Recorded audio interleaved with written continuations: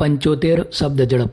અરજદારે પોતાની વૃદ્ધ માતાને 5,000 રૂપિયા ભરણપોષણ આપવા સામે કોર્ટમાં અરજી કરી હતી. તેથી ન્યાયાધીશે અરજદારને ઠપકો આપ્યો છે તેમજ ભારે દંડ પણ ફટકારવામાં આવ્યો હતો. આ કેસ હરિયાણા અને પંજાબ હાઈકોર્ટનો છે. વૃદ્ધ મહિલાએ પોતાના પતિનું મૃત્યુ થઈ ગયું હોવાથી જમીનનો ભાગ પોતાના પુત્રને આપી દીધો હતો.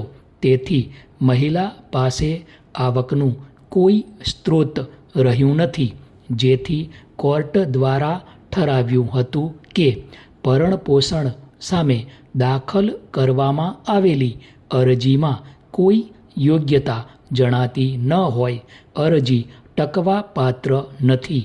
ફકરો. જસ્ટિસ દ્વારા અરજીની સુનાવણી કરી અરજદારને 50,000 રૂપિયાનો દંડ ફટકાર્યો છે. તે ઉપરાંત આ રકમ તેની માતાના નામે 3 મહિનાની અંદર જમા કરાવવાનો આદેશ આપ્યો છે. ન્યાયાધીશે આ અરજીને કળિયુગનું ઉદાહરણ ગણાવી છે અને કહ્યું છે કે આ અરજીથી કોર્ટનો અંતરાત્મા હચમચી ગયો છે. અગાઉ ફેમિલી કોર્ટના મુખ્ય ન્યાયાધીશ દ્વારા ભરણપોષણ પેટે 5,000 રૂપિયાની રકમ મહિલાને ચૂકવવાનો હુકમ કરેલ. તે રકમ ઓછી છે એમ કહેવું જરાય ખોટું નથી, જેથી તે હુકમમાં કોઈ ગેરકાયદેસરતા કે ભૂલ જણાતી નથી. ફકરો.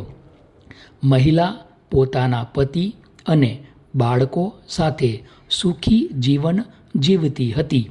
તેના પતિ ખેતીની જમીન ધરાવતા હતા.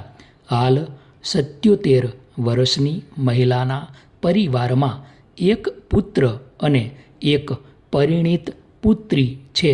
તેમનો બીજો દીકરો મરણ પામ્યો છે. મહિલાના પતિનું વર્ષ 1992માં અવસાન થયું હતું. પતિનું અવસાન થયા પછી વૃદ્ધ મહિલાએ તેના પુત્રો અને પૌત્રોને 50 વીઘા જમીન વહેંચી દીધી હતી. 1993માં વૃદ્ધ મહિલાને ભરણપોષણ પેટે રૂપિયા 1 લાખ ચૂકવવાનો આદેશ આપવામાં આવ્યો હતો. ત્યારબાદ પોતાની પુત્રી સાથે રહેવા લાગી હતી.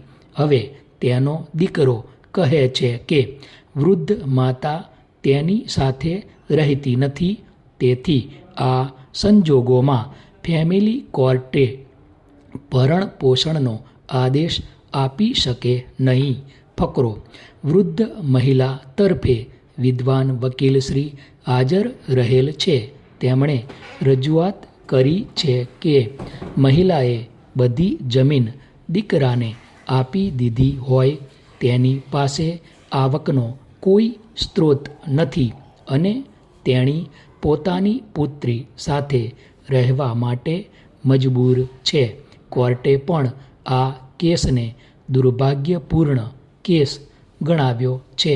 તેથી અરજદારની અરજી કોર્ટે ફગાવી દીધી હતી.